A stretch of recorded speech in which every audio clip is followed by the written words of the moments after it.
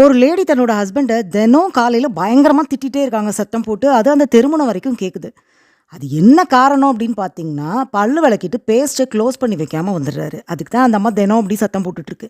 சரி இத எப்படியாவது சரி பண்ணிக்குவோம் அப்படின்னு சொல்லிட்டு, அலாரம் வச்சு நேரமா எந்திரிச்சு ஞாபகமா பல்லு விளக்கிட்டு பேஸ்ட்ட க்ளோஸ் பண்ணி வைக்கிறாரு.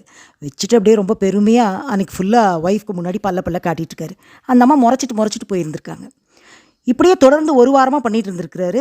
அந்த அம்மா எதுவுமே கண்டுக்கவே இல்ல. திடீர்னு பார்த்தா 1 வாரம் கழிச்சு அந்த அம்மா அவங்க அம்மாவுக்கு ஃபோன் பண்ணி சொல்லுது, "இப்படி ஒரு மனுஷனுக்கு எனக்கு கல்யாணம் பண்ணி குடுத்துட்டியே! நான் ஒண்ணும் சொல்லம்மா. அந்த பேஸ்ட்ட மூடி வைங்க அப்படின்னு தாம்மா சொன்னேன். அதுக்காக இந்த மனுஷன் 1 வாரமா பல்லு விளக்காம இருக்காரும்மா" அப்படின்னு சொல்லுது. இவருக்கு பயங்கர ஷாக்கு. "அட பாவி! இப்படி நெனச்சுக்கிட்டியா நீ?" அப்படின்னு. இப்படிதாங்க நம்ம ஒருத்தர பத்தி இவங்க இப்படித்தான் அப்படின்னு முடிவு பண்ணிட்டோம்னு வச்சுக்கோங்க. அதுக்கப்புறம் அவங்க என்னதான் நல்லது பண்ணாலும், அவங்க பண்றது எல்லாமே நம்ம கண்ணுக்கு தப்பா தாங்க தெரியும்.